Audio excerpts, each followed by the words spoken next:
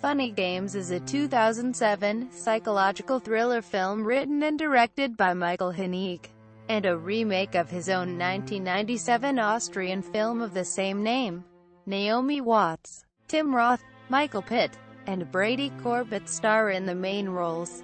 The film is a shot-for-shot remake of the 1997 film, albeit in English and set in the United States with different actors. Exterior scenes were filmed on Long Island.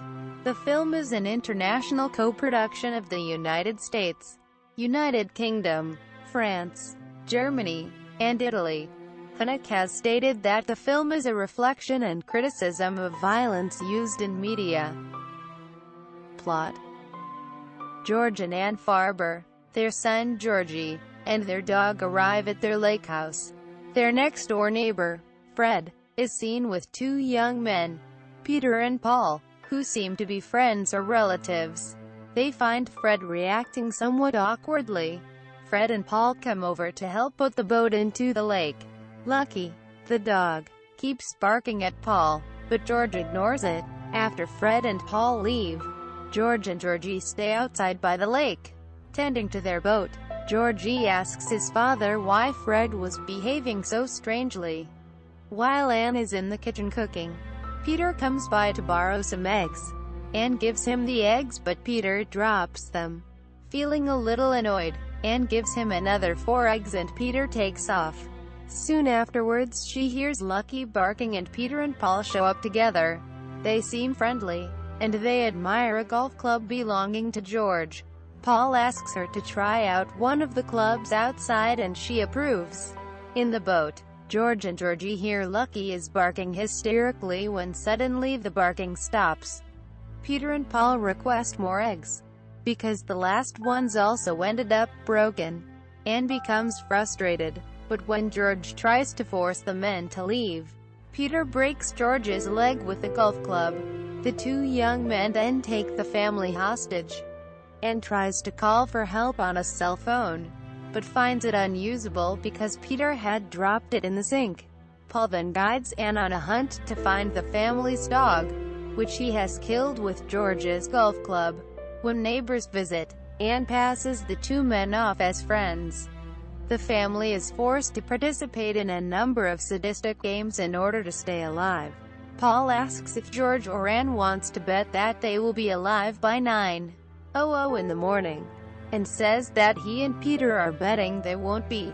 Between playing their games, the two men keep up a constant patter.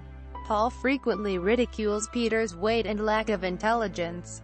He describes a number of contradicting stories of Peter's past, although no definitive explanation is ever presented as to the men's origins or motives. Georgie tries to escape.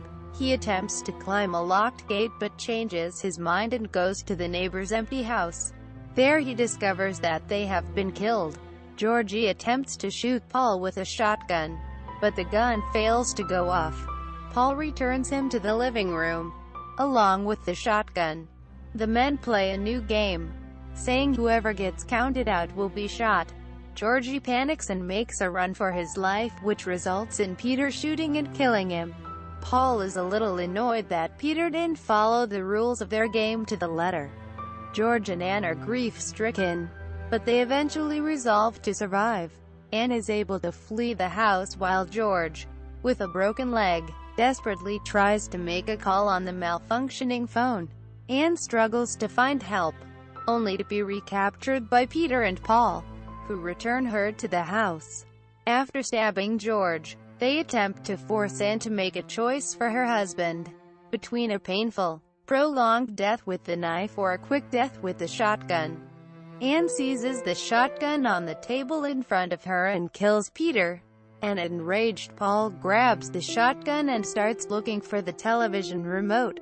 Upon finding it, he literally rewinds the last occurrences back to a moment before Ann grabs the shotgun, thereby breaking the fourth wall. On the do-over, Paul snatches the shotgun away and admonishes her, saying she isn't allowed to break the rules. Peter and Paul then kill George and they take Ann, bound and gagged, out onto the family's boat. Around 8 o'clock in the morning, They nonchalantly throw her into the water to drown, thus winning their bet. They dock at the house of the neighbors who had previously visited the family. They request some eggs, thereby restarting their cycle of murder. Cast. For 2007's American remake, the character of Gerda was renamed Betsy. The first family to fall victim to Paul and Peter were given the surname Farber, and the second family were given the surname Thompson. Development. Michael Haneke wanted to make a film set in the United States, but for practical reasons he had to set the original 1997 film in Austria. After the 2007 film used the same house including props and tones, Robert Kohler of Cineaste wrote that this proves for certain that, whether he uses the great cinematographer Jürgen Jerges for the 1997 version, or the great Darius Khondji for the new film, Haneke is fundamentally his own cinematographer exercising considerable control over the entire look of his films. Quote. Release. The film made its British premiere at the London Film Festival on the 20th of October 2007. Home media. The DVD was released on the 10th of June 2008. In the US, the DVD does not contain any extra material, but instead it includes both widescreen and full-screen editions on one disc. In the UK, the DVD and Blu-ray were released on the 28th of July, with the extra material being the original theatrical trailer, Q&A with producers Hamish McAlpine and Chris Cohen, interviews with the cast, viral video clips and film notes. Themes. The film frequently blurs the line between fiction and reality, especially highlighting the act of observation. The character Paul breaks the fourth wall throughout the film and addresses the camera in various ways. As he directs Anne to look for her dead dog, he turns, winks, and smirks at the camera. When he asks the family to bet on their survival, he turns to the camera and asks the audience whether they will bet as well. At the end of the film, when requesting eggs from the next family, he looks into the camera and smirks again. Only Paul breaks the fourth wall in the film. While Peter makes references to the formulaic suspense rules of traditional cinema throughout the film, Paul also frequently states his intentions to follow the standards of movie plot development. When he asks the audience to bet, he guesses that the audience wants the family to win. After the killers vanish in the third act, Paul later explains that he had to give the victims a last chance to escape or else it would not be dramatic. Toward the end of the movie, he postpones killing the rest of the family because the movie has not yet reached feature length. Throughout the film, Paul shows awareness of the audience's expectations. However, Paul also causes the film to go against convention on a number of occasions. In thrillers, one protagonist that the audience can sympathize with usually survives.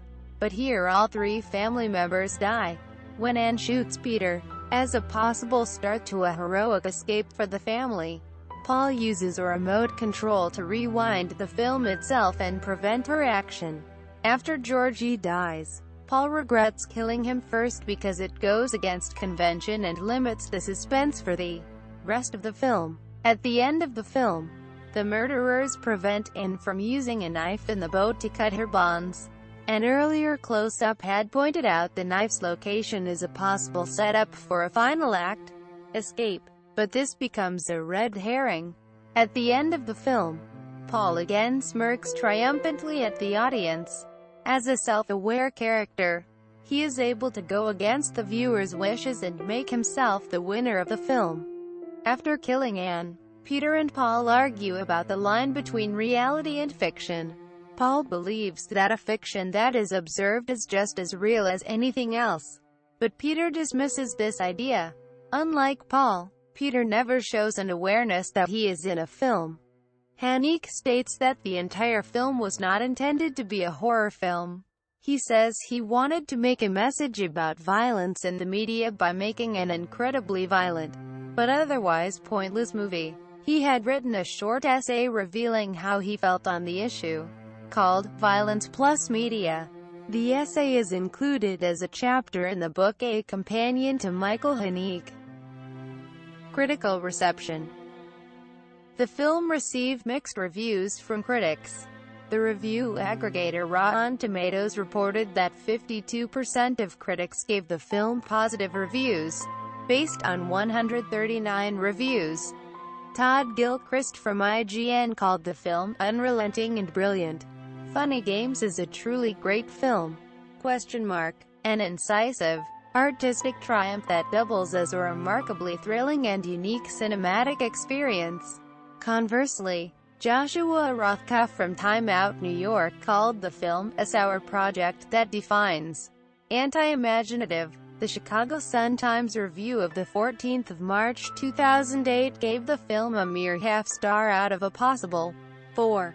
The Times of London ranked it number 25 on its 100 worst films of 2008 list, calling it art house torture porn. Quote, soundtrack. The music in the introduction and the closing credits is Bonehead by Naked City from the album Torture Garden.